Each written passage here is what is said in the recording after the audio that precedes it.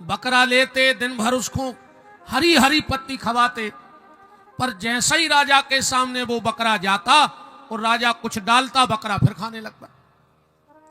कई लोग जेल में बंद हो गए। वहां से एक महात्मा निकले, उनको राजा की शर्त का पता लगा। राजा के पास गए, बोले राजा मैं तेरा बकरा ले जा रहा हूं और मैं शाम को वापस करूंगा और गारंटी है एक इत्नाम नहीं खाएगा ये, और मुझे तुम्हारे 10,000 सोने की मोहरें भी नहीं चाहिए, पर शर्त जा है कि तुम्हें इन सबको बंधन से मुक्त करने पर है।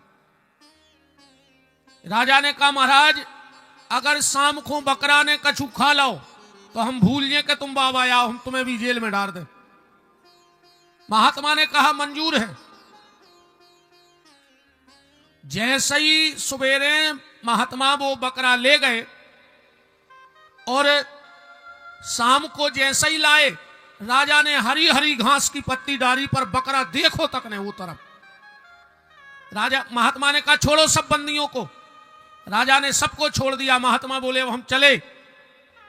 राजा बोलो महाराज इतनी भर बता दो कि तुमने ये बकरा खोए सो का खुआ दो, कैसे आज तक जो शाम खुआ के खाता ही तो तुमने क्या खिलाया जिससे ये तृप्त हो गया। महात्मा बोले राजा जानोगे तो हंसोगे। बोले क्या? बोले हम जोन घरी से ये बकरा खो ले गए हैं, हमने एक पत्ता नहीं खांदा उसको दिन भर में, दिन भर को भूख हुआ है जो। और राजा बोलो फिर भी जो घास नहीं खा रहा हो? बोले उसका उत्तर सुनो। हम एक ले गए और हमने अच्छी हरी हरी पत्ती के सामने डाली और एक लाओ डंडा, और जैसे ही जो मुंह में लगावे घास और हम एक मुंह में लठ दे बकरा के, हमने में दिन भर में कम से कम 100 लठ मारे मुंह में। और जैसे ही तुमने वो घास डालो, तुमने देखो तो वो बकरा पहल हमारी तरफ देखो तो कि हम जैसे ही अगर हमने ये में मुंह मारो जो बाबा हमारे मुंह में लठ दे है। बस कहानी इतनी सी है। अब इसको ध्यान से सुनना। वो बकरा है हमारा मन। तुम ये मन के चला ही नहीं सकत। ये मन कभी विषय वासना, धन से, मान से, सम्मान से तृप्त होता ही नहीं है। कितना ये खुआ दे पर जो मन आज तक तृप्त नहीं भाव। इस मन को तृप्त तो कोई नहीं कर सकता, पर अगर बीच बीच में एक सत्संग के डंडा घलत रहे, ये कथा भागवत कीर्तन माला जप तीर्थ क्या है? ये सत्संग के डंडे हैं। अगर बीच बीच में ये लगते रहे तो ये मन मनमोहन की तरफ जरूर जाएगा, वरना ये मन मनमोहन की तरफ जाने वाला नहीं है। कल हम चर्चा में सुन रहे थे, उसके पहले आज एक बड़ी दुखद घटना घट गई है। हमारे गौशाला में 7 साल से यादव परिवार सेवा दे रहा था। कल उनका एक्सीडेंट में निधन हो गया है, इसलिए मुझे रात्रि में तुरंत यहां से भागना पड़ा था। तो मैं व्यास गद्दी से परमात्मा से प्रार्थना करता हूं कि उस परम गौ भक्त को भगवान अपने चरणों में जगह देवे, और जब पुनः इस दुनिया में लौटाए तो ऐसी ही गौ भक्ति रोम रोम में भर करके वापस करे। ऐसी हमारी शुभकामनाएं उस आत्मा के प्रति है। रात्रि में इसलिए हमें भगना पड़ा और आज फिर जाना पड़ेगा, क्योंकि 400 गौ माता हैं। अब वो परिवार तो दूर का था, तो वो रात्रि में सब चले गए। तो आज तो जैसे तैसे फोन पे लोगों को भेज के सेवा करवाई, पर अब आज रात्रि में जाकर के और नए सेवकों की व्यवस्था करनी पड़ेगी, क्योंकि 400 गैया मैया हैं और एक भी गैया दूध वाली नहीं है। हमारी गौशाला में सिर्फ अंधी गौ माता, लंगड़ी गौ माता, अपाहिज और अपंग गौ माता की सेवा होती है। क्योंकि मेरी ये प्रतिज्ञा है कि जब तक मेरी सांस चलेगी तब तक मेरी गौशाला में दूध वाली गैया नहीं रहेगी। सिर्फ अंधी, लंगड़ी, अपंग, अपाहिज गौ माता की सेवा होगी। तो सातमा को मैं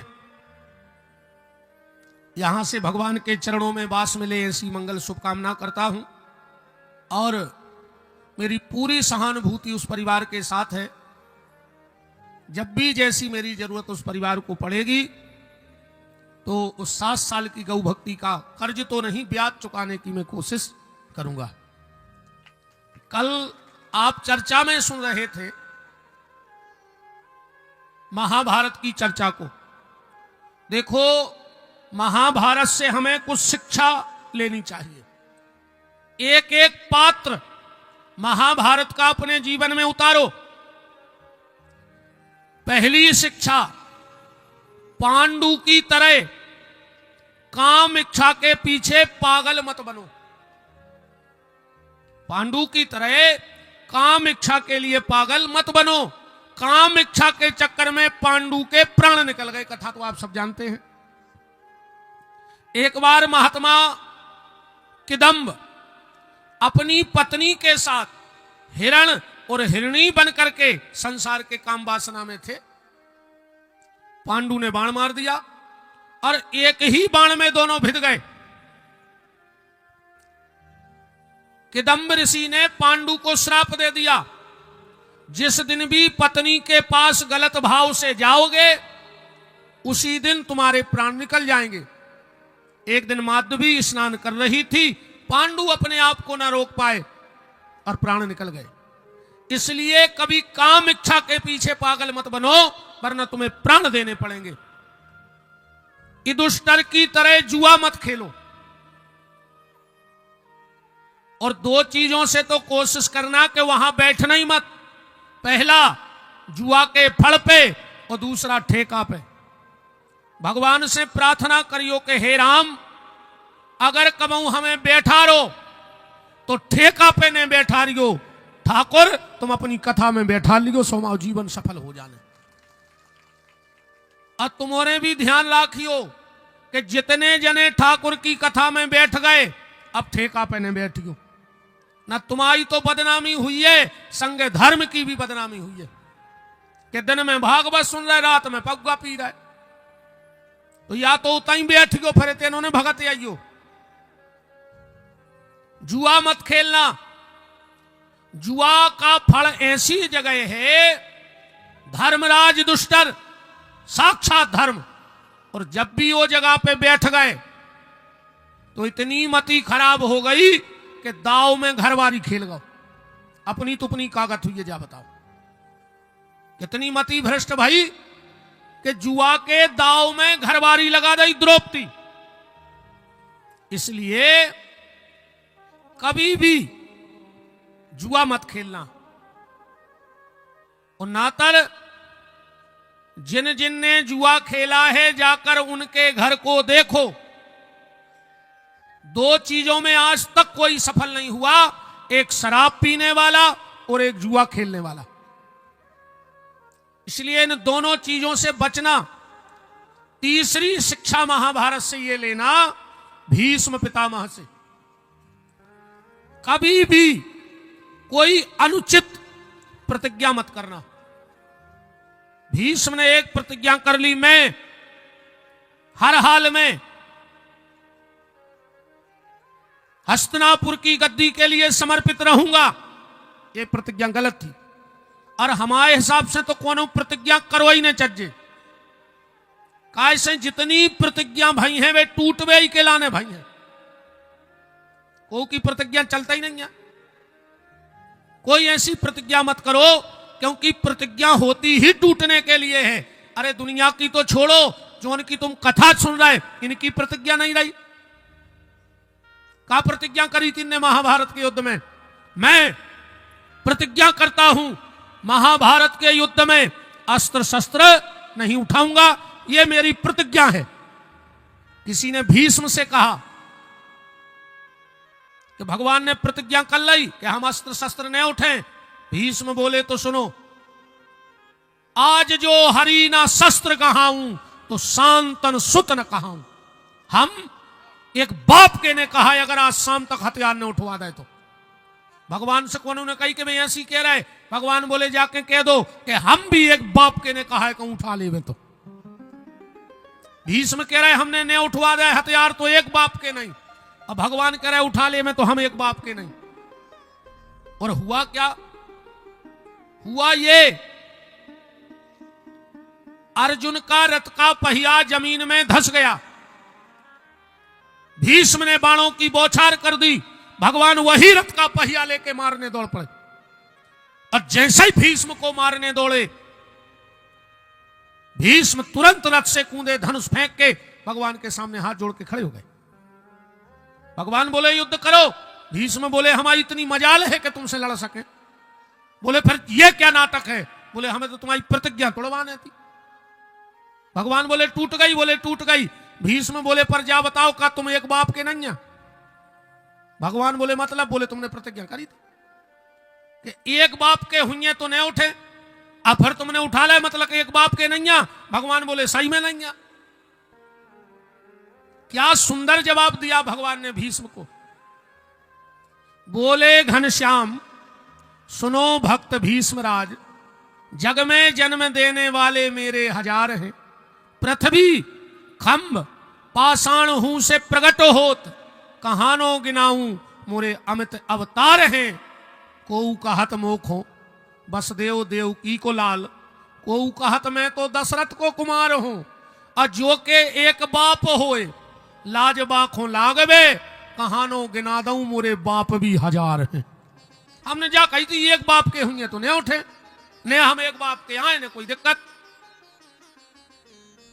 बात सिर्फ मैं ये कह रहा हूं आपसे, कोई प्रतिज्ञा मत करो। अगर प्रतिज्ञा करने हैं तो सिर्फ एक प्रतिज्ञा करो ये जीवन में, दूसरी प्रतिज्ञा को कोई मतलब नहीं। पूरी जिंदगी में अगर प्रतिज्ञा करने हैं तो एक ही प्रतिज्ञा करियो कि मैं प्रतिज्ञा करता हूं कि इसी मनुष्य देह से उस परमात्मा को प्राप्त करके रहूंगा। मैं ये प्रतिज्ञा करता हूं। और कोई प्रतिज्ञा मत करो जीवन में, सिर्फ एक प्रतिज्ञा कि अगर मनुष्य तन मिला है तो मैं माधव को प्राप्त करके रहूंगा। यह प्रतिज्ञा करो। कर्ण की तरह दुष्ट का संग मत दो। कर्ण ने दुर्योधन को संग दो, दुष्ट का संग कभी मत देना। दुष्ट आदमी कभी किसी का हो ही नहीं सकता।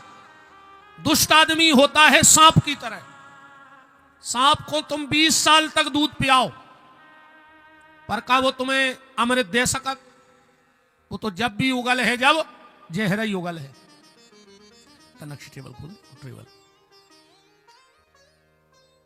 तो दुष्ट आदमी का साथ मत दो।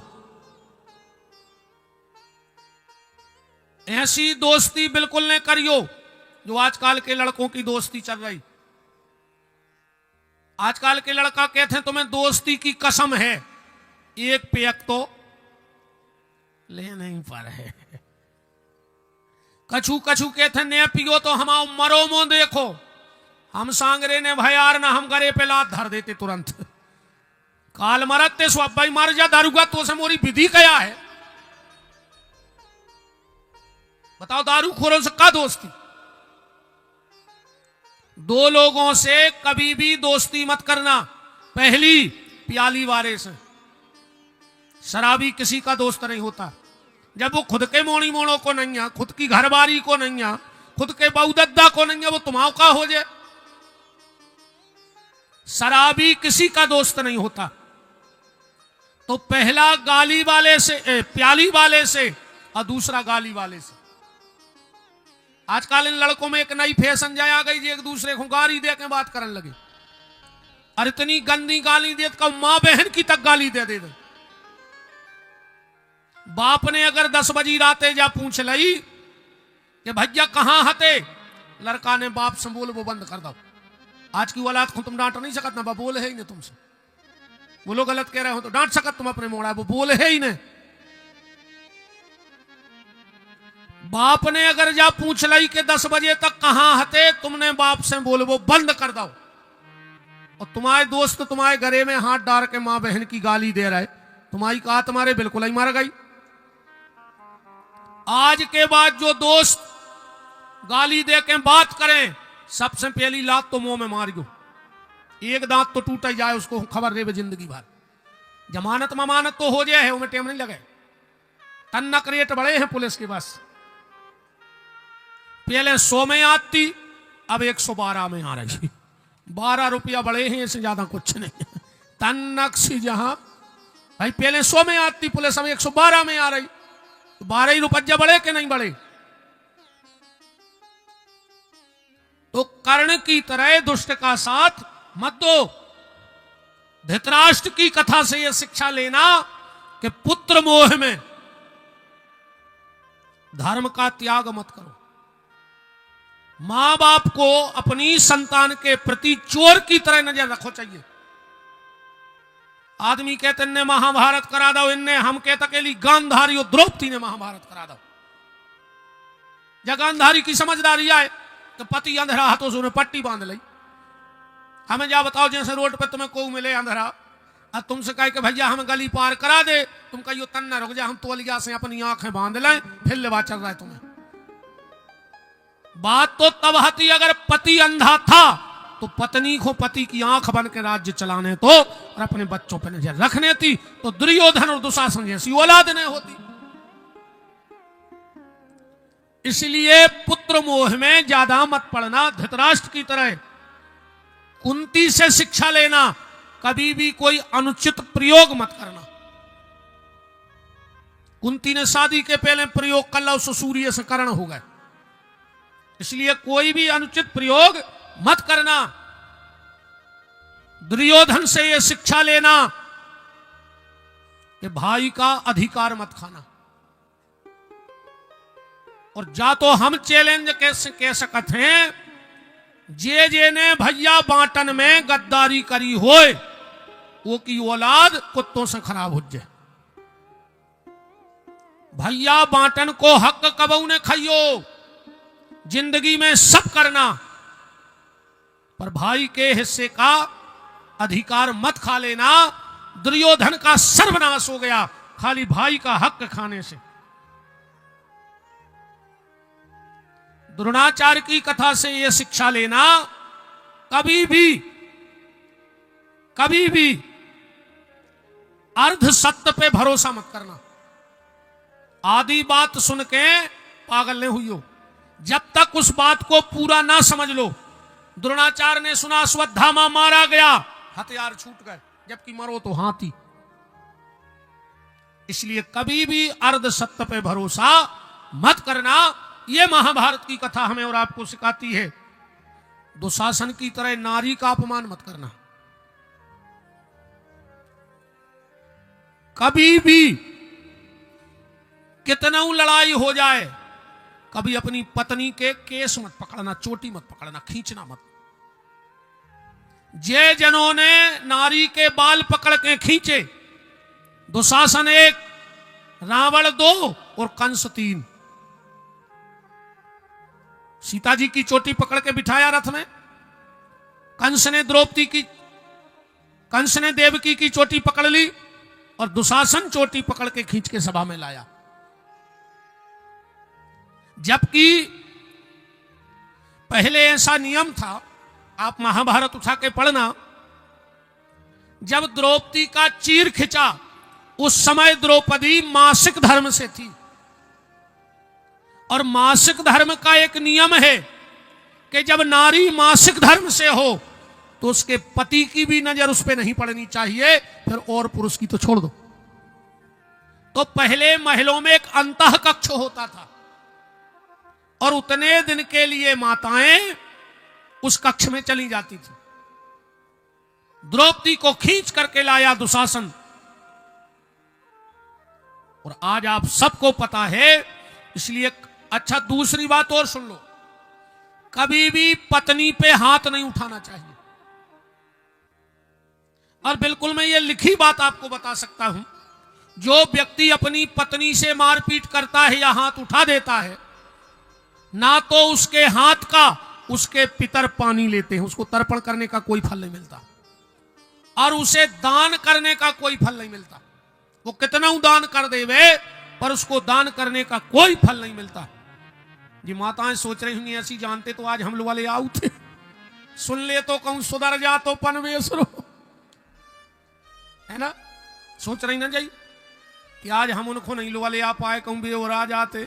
अरे कहूं इतनी सुन लेते, चलो कल लेवाए लेते, यो हम कल फिर सुना दें, क्या दिक्कत क्या है। कैसे आज पति पत्नी में तो दद्दा ऐसी लड़ाई चल रही है, चुखरिया विलज्जा हो रहा है, घर ही नहीं बन रही रे दो ही आदमों की। अच्छा लड़ाई कितनी बात की,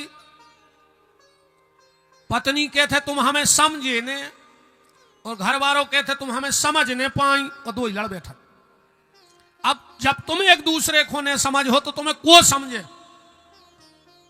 पति पत्नी की लड़ाई तो आज ऐसी हो गई, एक पति पत्नी लड़ रहे थे किराए के मकान में रहते ऊपर। पत्नी बोली सुनो हम हमारे लड़का को डॉक्टर बने हैं, पति बोलो कि हम वो इंजीनियर बने हैं। घरवाली बोली कि हमने पेट में रखो डॉक्टर बने हैं। घरवालों बोलो सब पैसा हमें खर्च कर रहा है पढ़ाई पे, लड़का इंजीनियर बन है। तेरे बात हो बात नहीं फेंकन लगे बाहर। शेख दादा के जो मकान में रहते उन्हें सोची कि आप तो कर रही हो गई, देखें तो ऊपर का बोले काय लड़ रहा है। लड़का बोलो कि दादा तुम समझाओ, देखो हम कह रहे कि मोड़ा इंजीनियर बने हैं।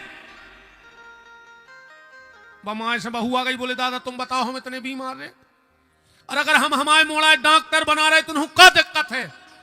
दादा बोले पहले जा तो बताओ कि वो मोड़ा कहां है, वो से तो पूछो वो खो का बनने डॉक्टर के इंजीनियर।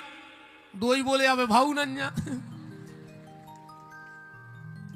अब जब हो थे तो जबकि अब बताओ ऐसी लड़ाई मची दो ही आदमों में, तो बाल बच्चों है नहीं आधे बासन फोड़ रहा है घर के। बताओ जा स्थिति बन के रह गई।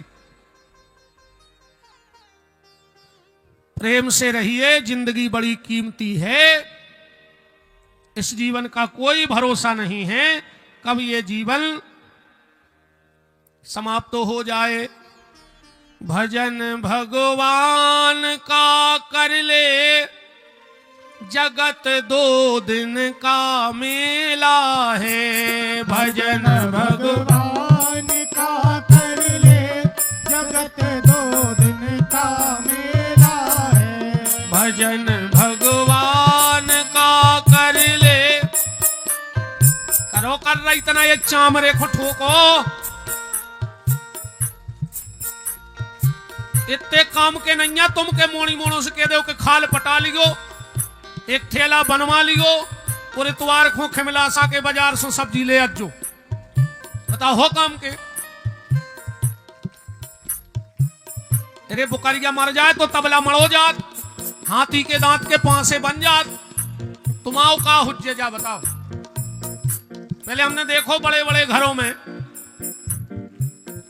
12 सिंगा हिन्नों की गर्दनें पकी पकाई टंगी रहती बड़े बड़े बाखरों में, बेतक्का में आ गए। तुम्हारों ने देखो तुम्हारे इलाके में बहुत बड़ो आदमी मर गए कि मूड़ा ही काट के टांग ले, टंगी है कौन लम्बड़दार की पैसा वारे की। ये संजी गया तुम्हें ये चामरे को ठोक ले। भजन कर ले, भजन कर डालो। भजन भगवान का कर ले, जगत दो दिन का मेला है। भजन भगवान का कर ले, जगत दो दिन का मेला है। जो करना है तो अब कर ले, चले जाने की बेला है। करना है सो अब कर ले, चले जाने की बेला है। जो करना है सो अब कर ले, चले जाने की बेला है। जो करना है सो अब कर ले, चले जाने की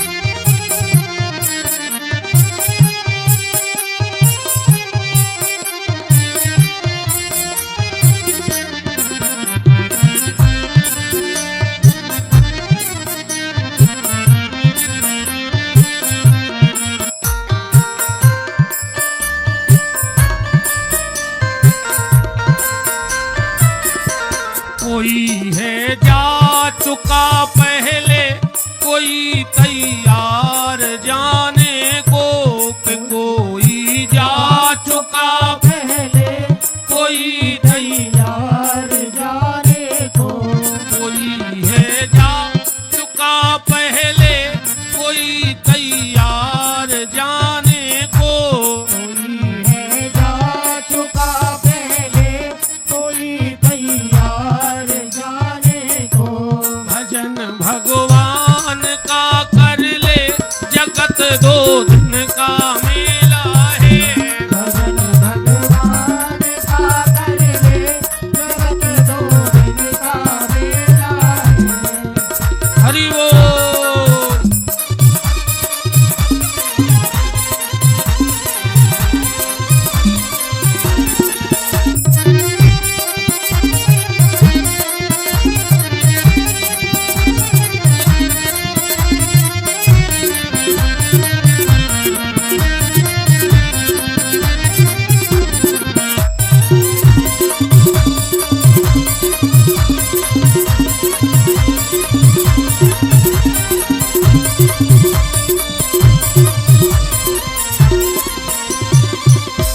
कपट छल पाप करके खूब धन करोड़ों का जोड़ा है। कपट छल के खूब धन करोड़ों का जोड़ा है।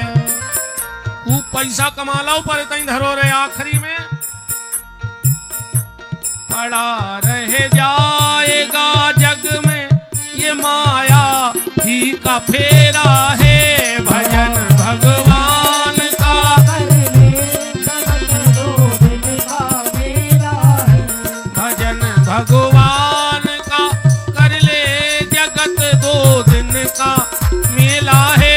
भजन भगवान का कर ले, जगत दो दिन का मेला है। सीताराम सीताराम सीताराम सीताराम सीताराम सीताराम सीताराम सीताराम। दोनों हाथ उठा के ताली सेवा। हे राधे श्याम राधे श्याम राधे श्याम राधे श्याम राधे हरि बोल। श्याम राधे श्याम राधे श्याम। राधे श्याम राधे श्याम राधे श्याम राधे श्याम राधे श्याम राधे श्याम राधे श्याम राधे श्याम। सीताराम सीताराम सीताराम सीताराम सीताराम सीताराम सीताराम सीताराम। राधे श्याम राधे श्याम राधे श्याम राधे श्याम राधे श्याम राधे श्याम राधे श्याम राधे श्याम। वीर बजरंग बली की जय हो। तो कल कुछ महाभारत के विषयों पे आपसे चर्चा हो रही थी। कथा को हमने यहां रोका था कल कि द्रौपदी ने अर्जुन से कहा कि अश्वत्थामा को छोड़ दो, और भीम ने कहा अश्वत्थामा को मार दो। अब अर्जुन फंस गए बीच में, तो भगवान के पास गए। बहन जी हरो हल्ला करने हो तो कल से बिल्कुल पीछे, चाहे घर की हो जो बिल्कुल सकोच ने जानी हो कि दादा के घर की आओ। हाँ दादा हल्ला कर सो मैंने तक पीछे बैठा दे।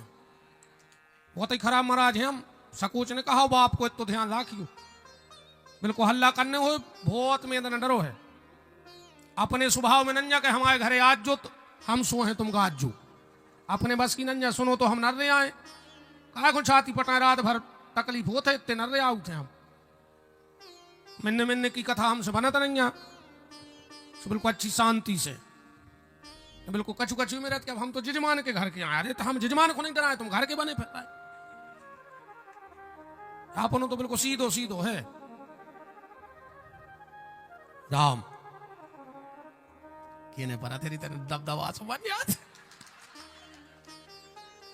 न जी डरे हैं ने को ऊपर सुतना वो हृदय प्रीत मुख बचन कठोरा एक दो डोज पे लग दे दे अच्छे दो एक दो दिन में को 6 दिन घट जाता हूँ जो आए और का चिता तो हल्ला बंद करके बेन जी हरो राम। अर्जुन भगवान के पास गए और बोले मुझे क्या करना चाहिए। भगवान ने कहा मार डालो। और जैसे ही अर्जुन ने बाण निकाला भगवान बोले ब्रह्म बंधुर न हंतव्य। ब्राह्मण कितना आता ताई काय ने हो जाए पर बद के लायक नहीं होता। अर्जुन बोले छोड़ दें।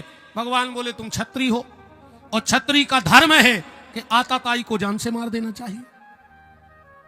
जान से मार दें। बोले ब्राह्मण है जान से नहीं मारने। बोले छोड़ दें। बोले तुम छत्री आओ जान से मार के फेंको।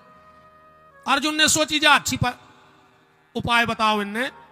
अच्छा भगवान ऐसा क्यों कर रहे हैं। भगवान ऐसा इसलिए कर रहे हैं। भगवान ने सोचा मैंने अर्जुन को महाभारत युद्ध के पहले गीता का ज्ञान दिया था, कहीं ऐसा तो नहीं कि मारकाट में सब भूल गए हो। तो भगवान परीक्षा कर रहे हैं। और शास्त्र कहता है कि सम्माननीय व्यक्ति को कभी जान से नहीं मारना चाहिए।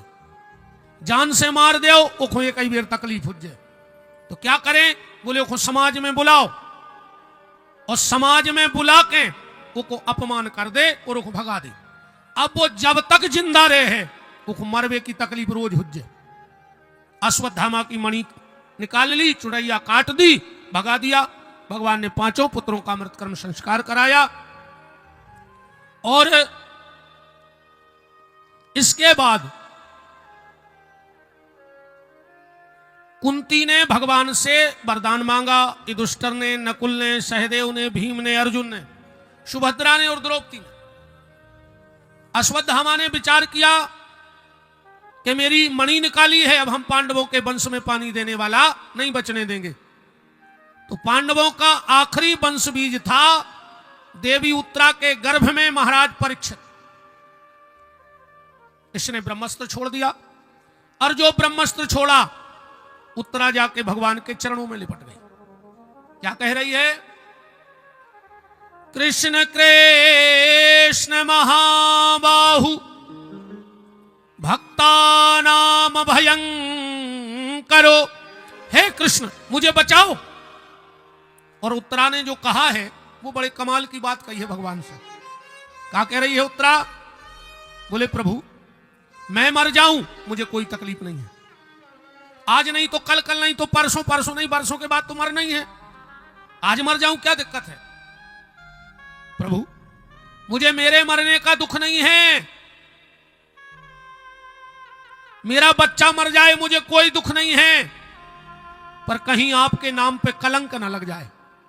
भगवान बोले तुम्हारे मरे और तुम्हारे बच्चा के मरे से हमारे नाम पे का कलंक लगे है। और उत्तरा का जवाब सुनना। उत्तरा बोली प्रभु कल को लोग ये कहेंगे कि जिसकी कई पीढ़ियां श्री कृष्ण की सेवा में रही आज उसकी पीढ़ी में कोई पानी देने वाला नहीं बचा, तो कल को कौन तुम्हारा भजन करेगा। भगवान बोले वाह उत्तरा वाह, काम भी ले लिया और एहसान भी नहीं मान रही हो। 1 मिनट नहीं लगा भगवान को उत्तरा के गर्भ में प्रवेश कर गए। महाराज परीक्षित को बचाया और दुनिया में देवी उत्तरा को वो सौभाग्य मिला जो आज तक किसी भारत की माता को सौभाग्य नहीं मिला। भारत की किसी माता ने भगवान को जन्म दिया, भारत की किसी माता ने भक्त को जन्म दिया, पर धन्य है देवी उत्तरा जिसके गर्भ में भगवान भी बैठे हैं और भक्त भी बैठा है, परीक्षित भी बैठे हैं और परीक्षक भी बैठे हैं दोनों। परीक्षित जी का जन्म हुआ, बड़ा उत्सव मनाया गया और भगवान जा रहे थे द्वारिका। सो द्वारिका जाते हुए भगवान रुक गए। क्यों। भगवान का एक भक्त है जिसका नाम है भीष्म। भगवान कुरुक्षेत्र में पहुंचे। भीष्म पितामह आंखें बंद करे पड़े हैं। 27 दिन हो गए भीष्म के लाने। अर्जुन ने जाके कहा दादा प्रणाम। अच्छा एक बात देखियो, महाभारत का बहुत बड़ा पात्र है भीष्म, है कि नहीं। भीष्म से बड़ो कोनो पात्र ही नहीं है महाभारत में। पर अंतिम गति का बनी, बाणों की सैया पे मरे, बाण की गोदी में मरे। और रामचरितमानस का एक छोटा सा पात्र जिसका नाम है गीधराज जटायु, जीवन भर उन्हें मांस खाओ, अब गीत आए तो मांस तो खाता ही हुई, पर वो मरो कहां? राम की गोदी में, निर्वाण की गोदी में। एक बाण की गोदी में, दूसरा निर्वाण की गोदी में। क्यों? सिर्फ इसलिए जटायु जानता था कि हम रावण से नहीं जीत सकते, फिर भी लड़ बैठो। असमर्थ होते हुए भी समर्थ का विरोध किया। और अगर भीष्म एक बार दुर्योधन से कह देते कि दुर्योधन तेरी इतनी मजाल कि मेरे घर के बहू को मेरी आंखों के सामने नग्न करेगा, तो बताओ दुर्योधन कितनी औकात थी कि भीष्म से लड़ बैठते। समर्थ होते हुए भी बैठे रहे, क्योंकि नारी जात नग्न ना निहारी जात, पर वो सभा में ओ की पर्दा उघारी जात। पंच बैठे थे मंच, पंच मंच तो सही, पर न्याय नीत ना विचारी जात। दुई कर से दुकूले दावे, द्रौपदी के नैन वही नीर की पनारी जात। और हा हा कर हारी जात, दसाना निहारी जात। और साड़ी जात सर से तो लोक लाज सारी जात। इसलिए यह हाल हुआ दोनों का।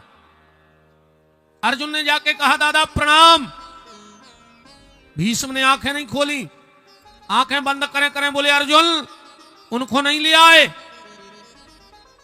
भगवान बोले आए हैं। भीष्म ने आंखें खोली, आंखों से जल की धार बहने लगी। भगवान बोले दादा रो रहे? भीष्म बोले रो नहीं रहे प्रभु, हम इन हाथों से आपके चरण तो धो नहीं सकते, आज अपने आंसुओं से आपके चरण धो रहे हैं जनार्दन। भीष्म बोले प्रभु या तो आदमी भाग्यशाली होता या दुर्भाग्यशाली, हमारे दो ही संगे आ गए। बोले कैसे? बोले हमारा भाग्य जो है, हमने प्रतिज्ञा करी थी कि जब सूर्य उत्तरायण हो जाएगा, जब सूर्य उत्तरायण हो जाएगा तो हम प्राण त्यागेंगे, पर मेरे यहां तो दो दो उत्तरायण खड़े हैं। भगवान बोले दो दो?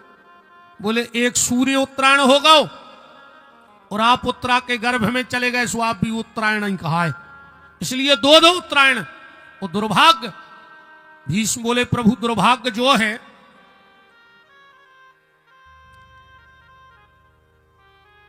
आप सामने चल के आ रहे थे पर हम दौड़ के आपके स्वागत में नहीं जा पाए, काहे? हमारे पांव में बाण लगे हैं। आप सामने खड़े हो, हम आपके हाथ नहीं जोड़ पा रहे, काहे? हमारे हाथों में बाण लगे हैं। आपके चरण मुझे दिख रहे हैं, फिर भी मैं आपके चरणों में सिर नहीं रख पा रहा हूं। क्यों? क्योंकि सिर में बाण लगा है।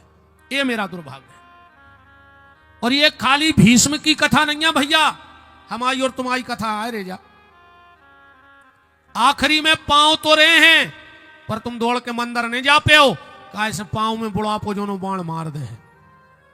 बुढ़ापे में हाथ तो रहे हैं, पर इनसे माला नहीं उठा पे हो, थप्पड़ी न बजा पे हो भगवान की कथा में।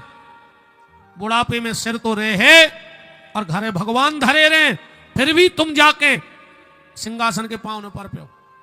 अगर तकिया पैसे गर्दन लुढ़क गई, अकुम नाती पोतों ने देख ली तो सीधी कर दें, नहीं ऐसा ही मार जाओ। तुम्हारी खुद की गर्दन सीधी नहीं हुई है, तुमसे ध्यान रखियो। इसलिए जब तक पांव चल रहे हैं दौड़ दौड़ के तीरथ कर आओ। एक होने बैठे रहो कि मोनी मोड़ा इतनी सी सफेद थैलिया में हाड़ धर के गंगा जी जे हैं, कहीं कहा फूल लेके जा रहा है, वो तो गंगा जी को तुम्हारे हाड़ या चाहे ने। एक आध बार तुम्हें डूबे आओ वार जिगत में, हम के ज्यादा नहीं यार तो दो चार पूने बरभा नहीं की कर ले, नहीं आखिरी में तो यूरिया की बोरी में ले आइए हैं खारी। अरे कहूं कोरोना लग गओ तो तई डरे रहे हो कि आम के मिला सही की दरी में, क्या के नहीं पहुंचे हाड़। पुलिस वालों ने बेहरी रे पाइप दाए हैं कि कछु हुआ वे निशान बने हैं, ध्यान रखियो। हमारे लड़कों से